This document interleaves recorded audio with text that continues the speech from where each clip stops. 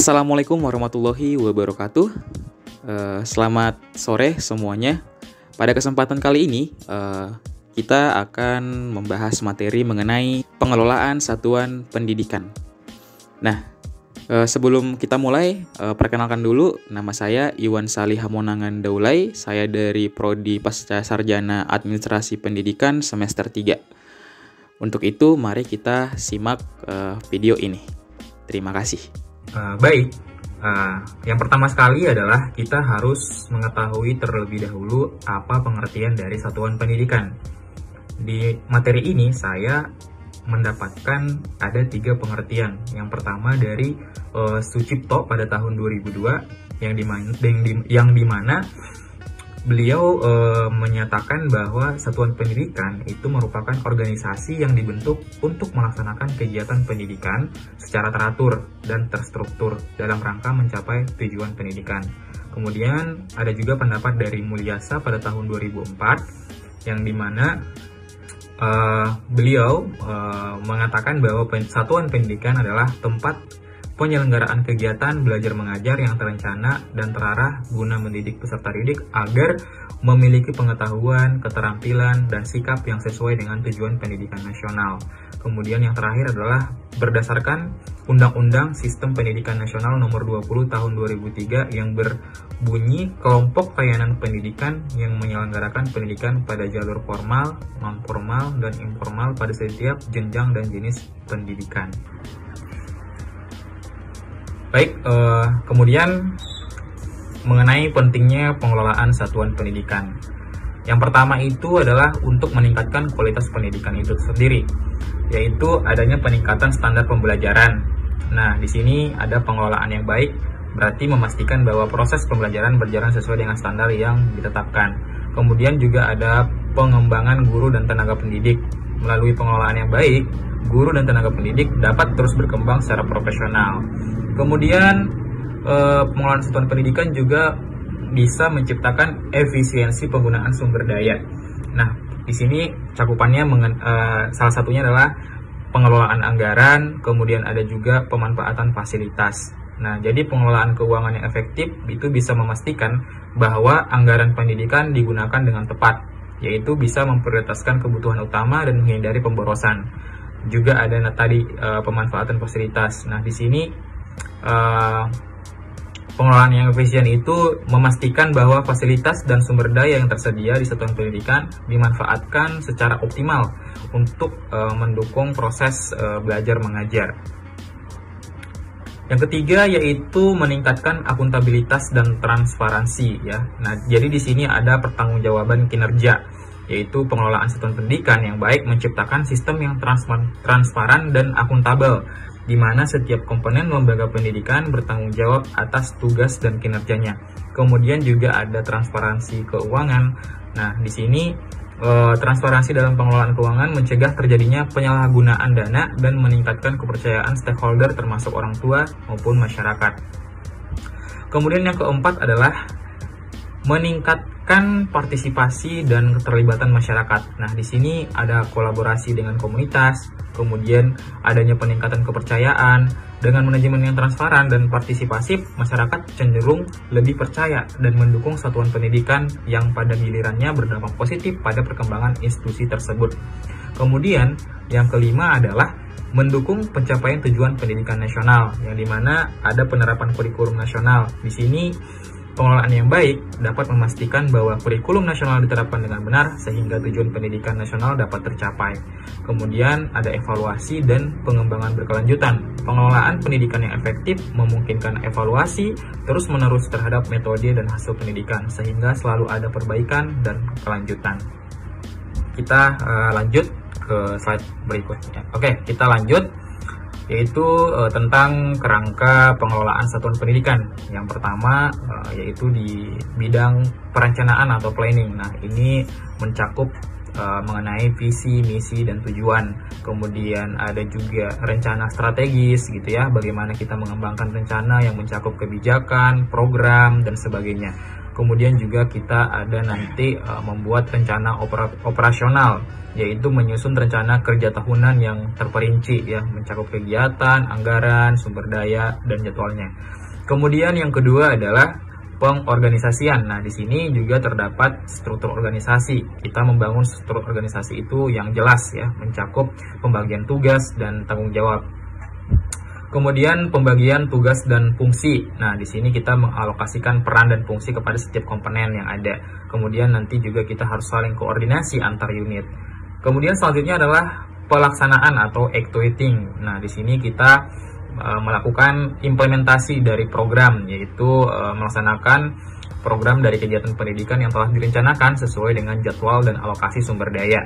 Kemudian juga ada nanti pengembangan profesional gitu ya. Kemudian ada juga mengenai pelayanan siswa, yaitu penyediaan layanan pendidikan yang berkualitas bagi siswa, termasuk bimbingan dan konseling, pengembangan karakter, kemudian juga ada ekstrakurikuler. Nah, yang selanjutnya adalah evaluasi dan perbaikan berkelanjutan. Nah, di sini ada namanya evaluasi kinerja. Nah, kita melakukan evaluasi itu secara berkala, yaitu mengevaluasi satuan kinerja. Kemudian ada juga nanti umpan balik dan refleksi. Kita menggunakan hasil evaluasi untuk refleksi dan perbaikan terus-menerus dalam setiap aspek pengelolaan. Kemudian nanti kita melaksanakan yang namanya peningkatan berkelanjutan, yaitu kita menerapkan konsep perbaikan berkelanjutan, yaitu dalam semua aspek manajemen untuk mencapai peningkatan kualitas pendidikan yang konsisten. Oke, berikutnya adalah perencanaan dalam satuan pendidikan. Nah, dalam hal ini terdapat 3 aspek penting, yaitu yang pertama analisis kebutuhan. Nah, di sini kita harus bisa mengidentifikasi kebutuhan. Yang pertama mungkin dari segi kebutuhan peserta didik, kemudian kebutuhan guru dan tenaga kependidikan, kemudian kita juga bisa analisis mengenai kebutuhan kurikulum dan pembelajaran, dan kebutuhan fasilitas dan infrastruktur, begitu. Nah, kemudian yaitu penetapan tujuan. Dalam penetapan tujuan ini kita harus bisa menetapkan seperti visi dan juga misi gitu ya, dimana kita merumuskan visi yang menjadi gambaran, kemudian juga misi kita, bagaimana kita menjelaskan langkah-langkah atau strategi untuk mewujudkan visi tersebut. Kemudian yang ketiga adalah penetapan tujuan atau sasaran. Nah, di sini kita bisa mengembangkan program, yaitu bisa nanti kita bagi-bagi. Yang pertama program prioritas, kemudian ada juga strategi implementasi, dan yang ketiga adalah anggaran.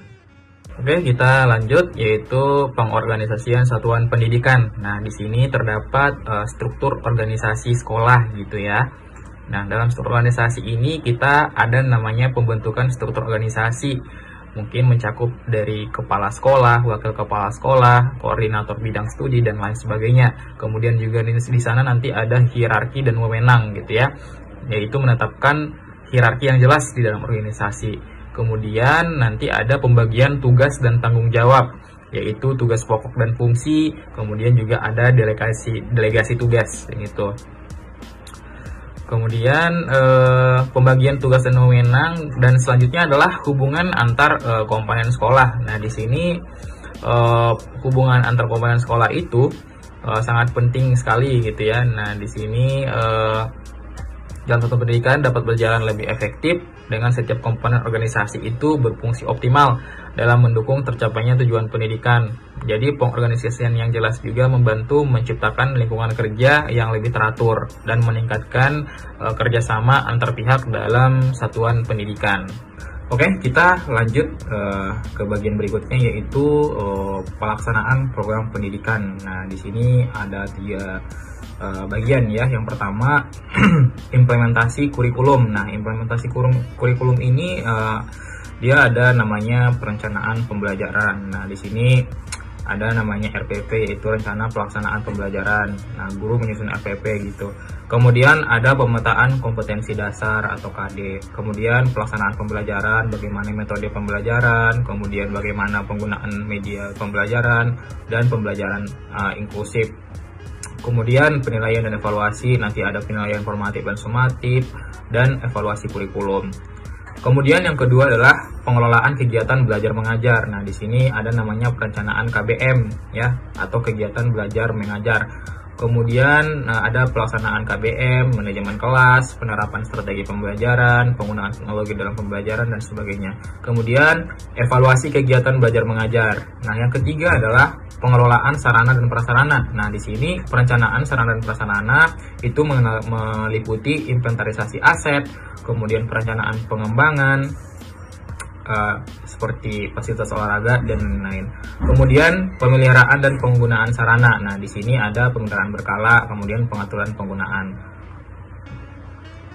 Nah, dengan pengelolaan yang baik dari ketiga area ini, maka implementasi kurikulum, kegiatan belajar mengajar, dan sarana prasarana satuan pendidikan dapat meningkatkan kualitas pendidikan itu sendiri. Oke, selanjutnya adalah pengelolaan sumber daya manusia. Nah, di sini terdiri dari rekrutmen dan seleksi tenaga pendidik gitu. Kemudian ada nanti kita temukan pengembangan profesional guru dan tenaga kependidikan, dan setelah itu kita selalu melakukan yang namanya evaluasi kinerja seperti itu. Kemudian selanjutnya adalah pengelolaan keuangan. Nah, pengelolaan keuangan ini terdiri dari sumber pendanaan sekolah ya. Kemudian harus melakukan pengelolaan anggaran dan adanya akuntabilitas dan transparansi. Kemudian pengelolaan sarana dan prasarana. Nah, di sini ada terdiri dari inventarisasi aset sekolah gitu ya. Kemudian harus adanya pemeliharaan dan pengembangan sarana, dan yang terakhirnya adalah bagaimana mengefisiensi penggunaan sarana itu sendiri. Selanjutnya adalah mengenai pengelolaan kurikulum dan pembelajaran. Di bagian ini kita harus bisa menyesuaikan kurikulum dengan kebutuhan saat ini. Kemudian ada namanya metode pembelajaran yang efektif. Kemudian harus melakukan selalu pengembangan bahan ajar.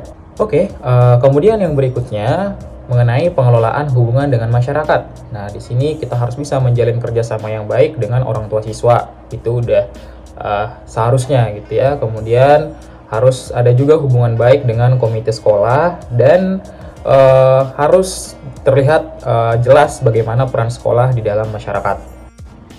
Kemudian kita lanjut ke bagian evaluasi dan pengawasan dalam satuan pendidikan. Yang pertama adalah teknik dan metode evaluasi. Nah, di sini kita bisa menerapkan metode evaluasi. Yang pertama, metode evaluasi formatif gitu ya. Bisa dia dari aspek tujuan, kemudian aspek metode, dan contohnya misalnya ujian harian, tugas rumah, dan review gitu. Kemudian ada juga yang namanya evaluasi sumatif.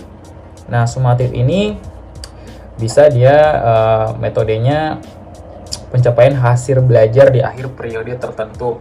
Nah, kalau formatif tadi adalah proses pembelajaran untuk perbaikan yang berkelanjutan. Nah, selanjutnya adalah ada pengawasan internal dan eksternal juga gitu ya. Kemudian selanjutnya adalah analisis hasil dari evaluasi tersebut. Jadi kita harus mengidentifikasi area yang memerlukan perbaikan dan kekuatan yang dapat diperkuat.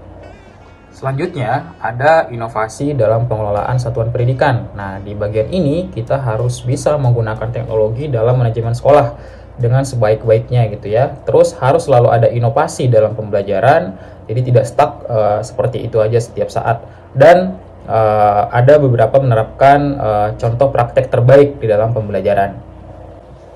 Baik, nah kita masuk ke dalam kesimpulan. Nah, kesimpulan dari materi ini adalah bahwa kita harus bisa berkomitmen terhadap kualitas. Nah, jadi setiap satuan pendidikan harus bisa berkomitmen untuk terus-menerus memperbaiki yang namanya proses pengelolaan demi meningkatkan kualitas pendidikan begitu. Nah, kemudian di bagian kolaborasi dan partisipasi, pengelolaan yang sukses itu melibatkan kerjasama antara semua pihak terkait, mulai dari itu guru begitu ya, kemudian juga ada orang tua, siswa, dan bahkan juga masyarakat gitu. Nah, kemudian yang berikutnya adalah kesiapan menghadapi tantangan. Dengan perencanaan yang matang dan evaluasi yang efektif, satuan pendidikan dapat menghadapi berbagai tantangan dan menciptakan lingkungan belajar yang sukses. Nah, mungkin Demikianlah presentasi yang bisa saya sampaikan pada kesempatan kali ini. Semoga apa yang saya tampilkan bisa mendapatkan pengetahuan baru buat kita semua. Lebih dan kurang saya ucapkan mohon maaf dan terima kasih. Assalamualaikum warahmatullahi wabarakatuh.